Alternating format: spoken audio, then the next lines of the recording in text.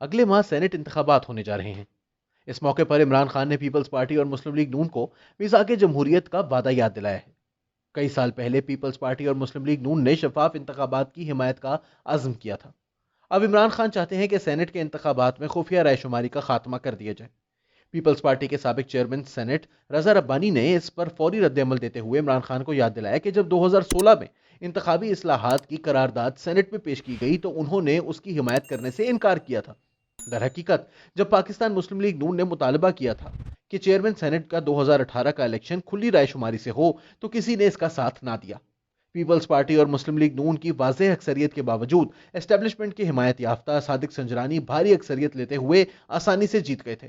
کم و بیش یہی کچھ 2019 میں بھی ہوا جب 2/3 اکثریت رکھنے والوں نے ان کے خلاف عدم اعتماد کی تحریک پیش کی تو رائے شماری والے دن ووٹ ہوا میں تحلیل ہو گئے تھے۔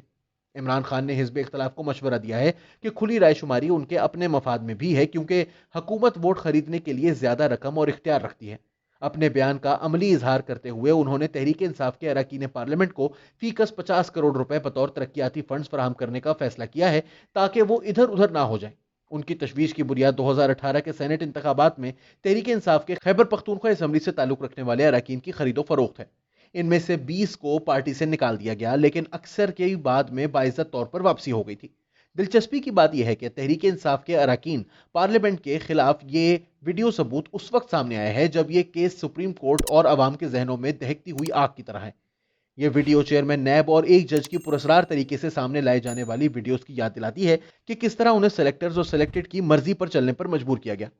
عمران خان کی غلطی واضح ہے۔ انہوں نے پارلیمان میں ایک آئینی ترمیم پیش کرنے کی کوشش کی لیکن سینٹ میں یہ ترمیم روک لی گئی۔ اس کے بعد انہوں نے من پسند فیصلہ لینے کے لیے سپریم کورٹ میں درخواست دی۔ جب جج حضرات نے پریشان کن سوالات پوچھنا شروع کر دیے تو وہ پیش بندی کے طور پر صدارتی آرڈیننس لے آئے۔ یہ سب ہنگامہ کیا ہے؟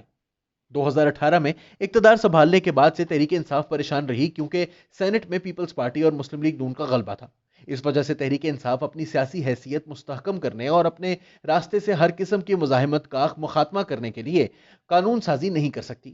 اب تحریک انصاف کو چھوٹی جماعتوں کی مدد سے سینٹ میں اکثریت حاصل کرنے کا موقع ملا ہے۔ اس کے بعد وہ اپنی مرضی کے قوانین اور آئینی ترامیم لا سکے گی۔ یہی وجہ ہے کہ حزب اختلاف کی جماعتیں اس کا راستہ روکنے پر تلی ہوئی ہیں۔ در حقیقت سینٹ ان کے لیے اہم ترین مارکہ بن چکا ہے۔ اگر تحریک انصاف کی حکومت کو چلتا کرنے کے لیے پی ڈی ایم قومی اسمبلی میں تحریک عدم اعتماد کا آپشن استعمال کرنا چاہتی ہے تو اس کی سینٹ کے انتخابات میں کامیابی تحریک انصاف کے ناراض اراکین قومی اسمبلی کو زیادہ اعتماد دے گی۔ وہ اپنی ناراضی کا بھرپور اظہار کر سکیں گے۔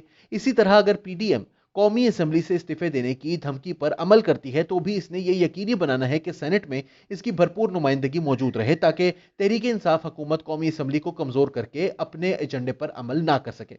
اس دوران بات اب سپریم کورٹ تک پہنچ چکی ہے۔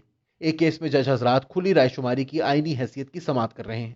ایک اور کیس تحریک انصاف کو اپنے اراکین پارلیمنٹ کو کروڑوں کے فنڈز دینے سے روک رہی ہے جن کا مقصد سینٹ کے انتخابات میں ان کی وفاداری یقینی بنانا ہو سکتا ہے۔ لیکن تحریک انصاف کے لیے مشکلات کا باعث کچھ اور بھی ہے۔ آخرکار سپریم کورٹ نے تمام صوبائی حکومتوں اور الیکشن کمیشن آف پاکستان کو رواں سال مقامی حکومتوں کے انتخابات کرانے کا حکم دے دیا ہے۔ اگر یہ انتخابات منصفانہ اور آزاد ماحول میں ہوتے ہیں تو تحریک انصاف کی مایوس کن کارکردگی کی وجہ سے حزب اختلاف کی جماعتیں چاروں صوبوں میں یہ انتخابات جیت جائیں گی۔ نچلی سطح پر ملنے والی سیاسی حمایت اسلام آباد اور صوبوں میں تحریک انصاف کی حکومتوں کے خلاف پی ڈی ایم کے بازو مزید توانا کر دے گی۔ اگلے عام انتخابات میں بھی ان کی حمایت واضح فرق ڈال سکتی ہے۔ ترقیاتی فنڈز کے نام پر کروڑوں کی رشوت دیے بغیر تحریک انصاف کے حامیوں اور امیدواروں کی وفاداری قابو میں رکھنا بہت مشکل ہے۔ ان پریشان کن آوازوں کے درمیان D G I S P R کا پاکیزہ بیان سماعتوں میں رس گھول گیا۔ فرمایا فوج غیر سیاسی اور غیر جانبدار ہے، اسے سیاست میں نہ گھسیٹا جائے۔ لیکن مولانا فضل الرحمان نے شیش محل میں تاریخی حوالہ جات کا پتھر پھینک دیا۔ اب بھلا نواز شریف کہاں پیچھے رہنے والے تھے؟ انہوں نے سلیکٹرز اور سلیکٹڈ پر کڑی تنقید کرتے ہوئے انہیں ملک کی تمام تر خرابیوں کی جڑ قرار دیا۔ حقیقت بھی یہی ہے۔ عوام دیکھ رہے ہیں کہ اسٹیبلشمنٹ کے سہارے سے قائم تحریک انصاف کی حکومت میں ملک کا گراف بدعنوانی میں بہت بلند اور جمہوریت میں بہت پست ہے۔ آئی ایس پی آر کو ان پر بجا طور پر تشویش ہونی چاہیے۔ کچھ سیاسی پنڈتوں کو یقین ہے کہ D G I S P R کے بیان کا ہدف پی ڈی ایم سے زیادہ تحریک انصاف ہے۔ کیا اسٹیبلشمنٹ عمران خان سے کنارہ کشی اختیار کر رہی ہے؟ غالباً ابھی نہیں، لیکن کم از کم یہ ضرور ہے کہ عمران خان کی قیادت میں قائم اس ہائبرڈ نظام کی فاش ناکامی کی وجہ سے اس کی صفوں میں تشویش بڑھ رہی ہے۔ اس ناکامی نے سلیکٹرز کو بدنام کر دیا ہے۔ عدم استحکام اور افراتفری میں مزید اضافہ ہوا اور اگر اعلیٰ عدلیہ کی طرف سے حمایت نہ ملی تو حکومت کے برے دن آ سکتے ہیں۔ इस सूरत में सिलेक्टर्स इसकी हिमायत से दस्तबरदार हो सकते हैं। इन हालात में कमजोर, बिखरी हुई या अभाम का शिकार दिखाई देने की बजाय पीडीएम ऐसी विकेट पर बॉलिंग करने के लिए कमर कस रही है जो तेजी से खराब होती जा रही है। सेनेट इंतखाबात में खम ठोक कर मैदान में उतरने के फैसले ने सेलेक्टेड वजीर आजम इमरान खान और पिंडी के सदाबहार कलाबाज शेख रशीद की रातों की नींदें हराम कर दी हैं। इमरान खान पीडीएम से कह रहे हैं कि वो सेनेट में खुली रायशुमारी कबूल कर लें, जबकि शेख रशीद कौमी असेंबली से इस्तीफे ना देने का मशवरा दे रहे हैं। अब क्या पता पीडीएम पहले मशवरे को नजरअंदाज करते हुए दूसरे को मान ले। गोया गेम ऑन है।